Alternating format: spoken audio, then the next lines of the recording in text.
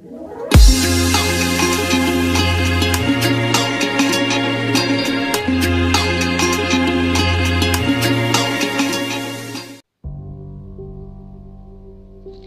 guys, it's Kimberly and I'm here recording. This is weird. I'm in my regular house. I know saying regular house probably sounds weird to you guys, because if you don't know, I have technically moved away for university. I'm just back for about 2 weeks before I go back to where I currently live and kind of get settled. I am done university for the year. Bless. Hopefully pass my classes. Hopefully. I just haven't been around because I've been working a lot. I've been doing a lot of schoolwork. I've just been crazy busy, so I haven't had time to film and edit and all that stuff. But I'm here filming again, and I actually have kind of a new series thing for you guys, because I don't know about you, but I love listening to people like CJ's and Kendall Ray and Loie Lane and all of their kind of creepy stories. Sometimes they read from Reddit, which is what I'm planning on doing. But yeah, I love listening to these creepy stories, but I'm the kind of person where I can only listen to a certain type of person reading these stories. There's a lot of kind of automated ones or very unemoted channels on YouTube that read them, but I'm just I can't listen to this for this story just because it doesn't feel right to me. So I don't know, I just kind of felt like doing this idea, and yeah, so I'm going to be reading stories from Reddit No Sleep. Hopefully going to be posting every Saturday. We shall see. I'm probably going to be pre-recording a bunch while I'm at home, so then I can edit it and get it up every Saturday as I intend to. And yeah, I hope you guys enjoy, and let's just get right into this story. So if I'm looking down, it's because I obviously have to read the story. I have it pulled up here on my laptop. This one that I'm going to be reading this week is called I Followed Myself on Instagram. It was the weirdest thing. I blinked in disbelief when the notification buzzed on my phone. It appeared I had a new follower, but this surely couldn't be right because the new follower was me. My username put in place right before where it says, has started following you. I unlocked my phone and opened the new follower's page, and sure enough, it was identical to mine. Exact same pictures. Except they bore no likes or comments. The only difference was there was 0 followers and the page was only following one other. Mine. I figured this had to be a glitch in the app, mistakenly loaded some fucked up version of my page. I nervously laughed it off and noticed that I could follow myself back without thinking. I did so, and then copied a link to the page and sent in the group chat. I did so and put the phone in my pocket. A few moments later, it vibrated and my friend Brandon was the first to reply. I'm not sure what you want us to see. The link seems broken. Confused, I clicked the link myself, but it worked perfectly fine. I told them it was nothing important as a couple more messages came through saying the same thing. I said it was just a link to a funny picture and sent a different link to one I saw yesterday. They bought it, but I didn't understand why the link wouldn't work for them. I shrugged it off and went about my day as normal. It was around 7 p.m. when I got the next notification. I was watching TV and munching on some chips when my phone dinged. I looked over the screen and to see that Instagram logo. Sitting up, I opened my phone and saw that I had gotten a push notification that my doppelganger page had posted a picture. I knew for damn sure I didn't turn them on, but what was odd about it was that the picture on the page matched mine, up to the most previous one I posted yesterday. I started to get a little freaked out, but my curiosity got the better of me.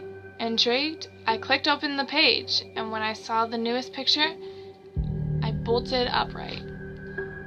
The picture was taken in a graveyard around dusk.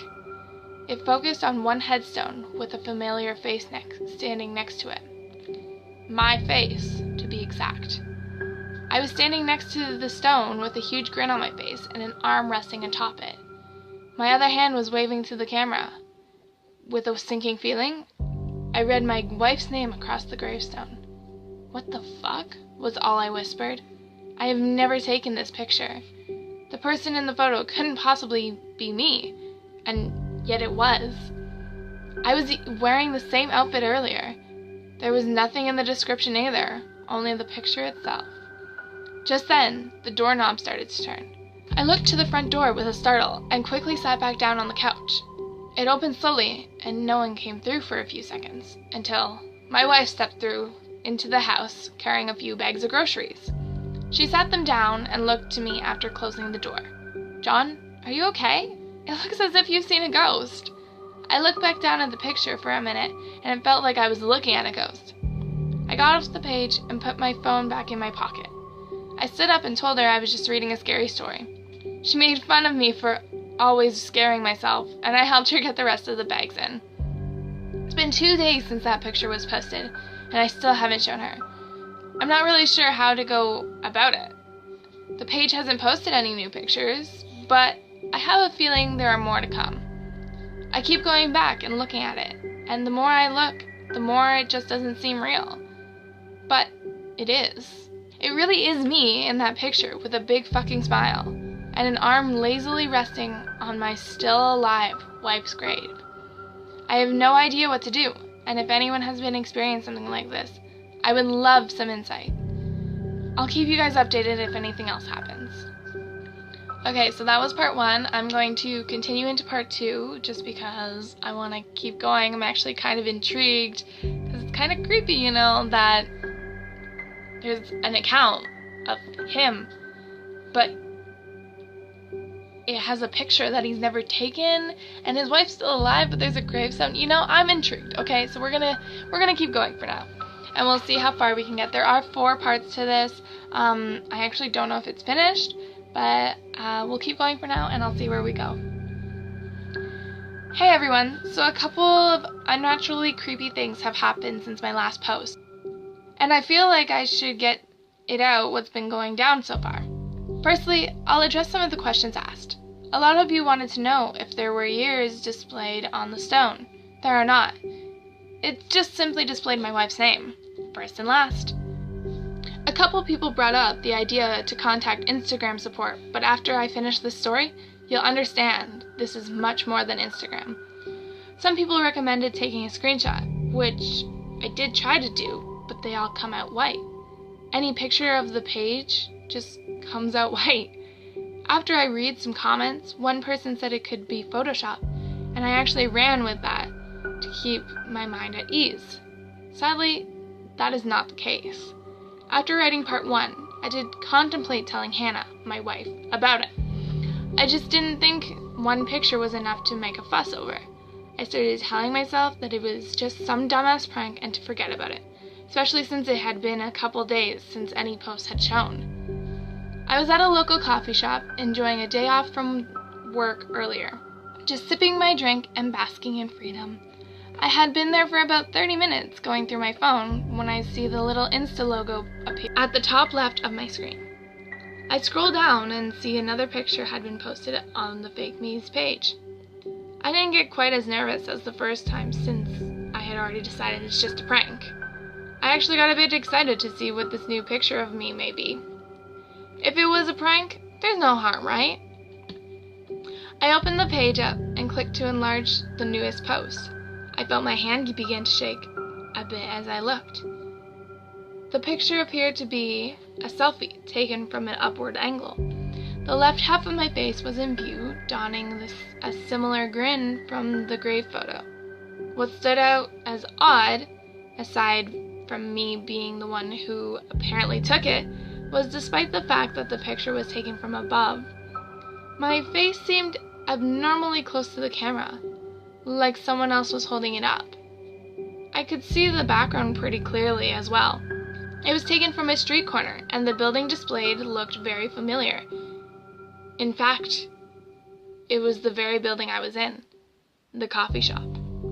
I glanced up, honestly expecting to see nothing, but what I did see took me a moment to comprehend. There I was, right outside the coffee shop. The doppelganger wasn't looking directly at me, but just examining the room of the coffee shop. All of a sudden, this rush of deja vu hit me, and I felt like I remembered this moment. But why? Then something even stranger happened. Answering my question, I saw my wife walk straight up to the other me and watch as they exchanged pleasantries. Then it hit me in that moment, as I, somehow outside, talked nervously with my wife. This was our first date. I'm watching our first date. They entered the coffee shop and each got their drinks, the exact same ones me and her got 3 years ago. Neither of them paid attention to me as they sat down in the exact same table we had taken our first date at. I realized then I couldn't hear them. Their mouths moved, but nothing came out. I do remember awkwardly asking what she did, and blah blah blah. I stood up and walked over to the table, trying my best to keep calm. I sat and watched for almost 3 hours as 2 separate versions of me and my wife pantomimed our first date. It was the strangest thing ever to see. Once it was over, I protected each and every move as they got up and went to the door. I remember it so well because I so badly didn't want her to go. I stood behind them outside as goodbyes were said. A small smile found its place on my face as I watched our first kiss. God, I was walking on air. She turned and left as the other me watched her go. Just then a memory showed me something I didn't recall. The doppelganger took my phone out of his pocket and started typing.